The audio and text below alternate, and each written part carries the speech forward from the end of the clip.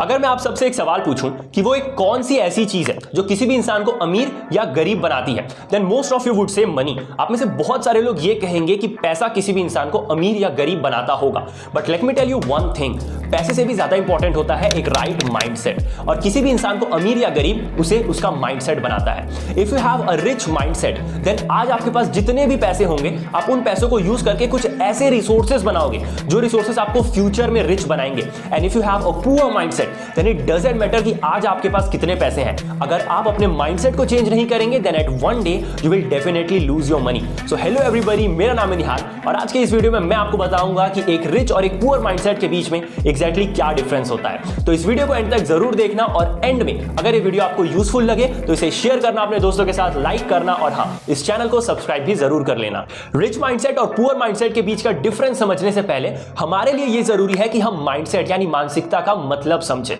तो जब कोई भी इंसान किसी पर्टिकुलर सिचुएशन को बिना समझे या बिना उसे फील किए उस सिचुएशन का एक प्री डिफाइंड ओपिनियन अपने मन में बना लेता है, हम उसे उस इंसान की मानसिकता यानी माइंडसेट कहते हैं। किसी भी इंसान का माइंडसेट उसके आसपास के एनवायरनमेंट से बनता है, for example family, personal experience, education etcetera. Rich mindset और पुअर माइंडसेट के बीच सबसे पहला डिफरेंस कंपाउंडेड इंटरेस्ट क्रिएट करता है। कंपाउंडेड इंटरेस्ट हमेशा रिच माइंडसेट वाले लोगों के फेवर में काम करता है और वहीं पुअर माइंडसेट वाले लोगों के अगेंस्ट काम करता है। रिच माइंडसेट वाले लोगों को ये एक बात बहुत अच्छे से पता होती है कि पैसा पैसे को बनाता है और वो लोग हमेशा पैसे को एज एन अपॉर्चुनिटी देखते हैं। वहीं पुअर माइंडसेट वाले लोग हमेशा पैसे को सिर्फ और सिर्फ अपनी जरूरतों को पूरा करने का एक जरिया समझते हैं। एक रिच माइंडसेट वाला इंसान हमेशा अपने इनकम का एक फिक्स्ड प्रोपोर्शन कहीं ना कहीं इन्वेस्ट करता है। फॉर एग्जांपल अगर वो सिर्फ 1000 रुपीज भी इन्वेस्ट कर रहा है, so eventually due to compounded interest उसके 1000 रुपीज 10,000 रुपीज में बदल जाएंगे। और इसीलिए मैंने कहा कि कंपाउंडेड इंटरेस्ट रिच माइंडसेट वाले लोगों के फेवर में काम करता है। वहीं पुअर माइंडसेट वाले लोग न ही अपने इनकम का कुछ सेव करते हैं और ना ही उसे कहीं इन्वेस्ट करते हैं,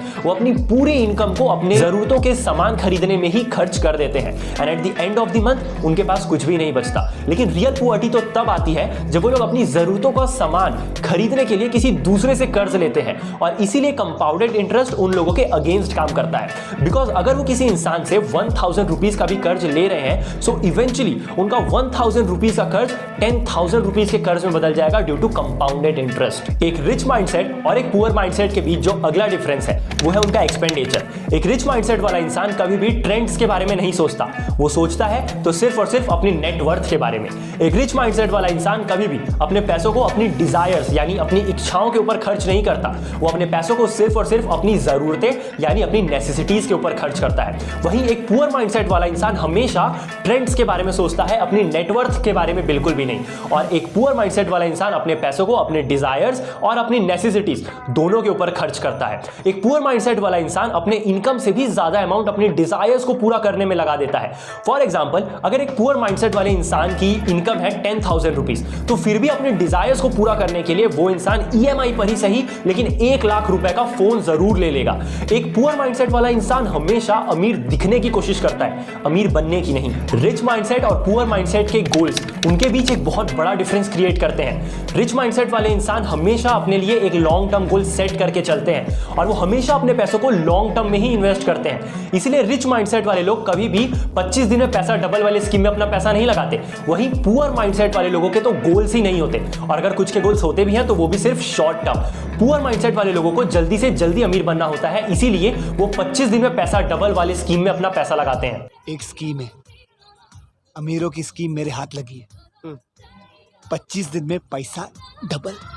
25 दिन में पैसा डबल। एक रिच माइंडसेट और एक पुअर माइंडसेट के बीच जो नेक्स्ट डिफरेंस है वो है देयर एटीट्यूड टुवर्ड रिस्क। एक रिच माइंडसेट वाला इंसान हमेशा रिस्क को एज एन अपॉर्चुनिटी देखता है और वो हमेशा कैलकुलेटेड रिस्क लेता है। फॉर एग्जांपल अगर आप किसी रिच माइंडसेट वाले इंसान के पास जाके ये बोलोगे कि आप मेरे स्टार्टअप में इन्वेस्ट करिए, तो पहले वो इंसान आपके स्टार्टअप के डिफरेंट एस्पेक्ट्स को चेक करेगा, अपना रिस्क कैलकुलेट करेगा एंड देन डिसाइड करेगा कि उसे आपके स्टार्टअप में इन्वेस्ट करना है या नहीं करना। वहीं एक पुअर माइंडसेट वाला इंसान हमेशा रिस्क को एज एन अपॉर्चुनिटी नहीं देखता। अगर आप किसी पुअर माइंडसेट वाले इंसान के पास जाके ये कहोगे कि आप मेरे स्टार्टअप में इन्वेस्ट करिए, तो वो पुअर माइंडसेट वाला इंसान आपके स्टार्टअप के डिफरेंट एस्पेक्ट्स को चेक ही नहीं करेगा और सीधा आपको मना कर देगा। एक पुअर माइंडसेट वाला इंसान हमेशा ये सोचता है कि उसके पास तो पैसे ही नहीं है, तो वो इन्वेस्ट कहां से करेगा। लेकिन सच्चाई तो ये है कि अगर वो चाहे तो कुछ सेविंग्स करके इन्वेस्ट जरूर कर सकता है। एक रिच माइंडसेट और एक पुअर माइंडसेट के बीच जो नेक्स्ट डिफरेंस है वो है देयर लर्निंग एटीट्यूड। एक रिच माइंडसेट वाला इंसान हमेशा कोई ना कोई नई स्किल सीखते रहता है, कोई ना कोई नई बुक पढ़ते रहता है। फॉर एग्जांपल आप किसी भी बिलियनियर को ले लीजिए, वो हमेशा कोई ना कोई बुक पढ़ते ही रहते हैं। वहीं एक पुअर माइंडसेट वाले इंसान को तो ये लगता है कि उसे सब कुछ आता है।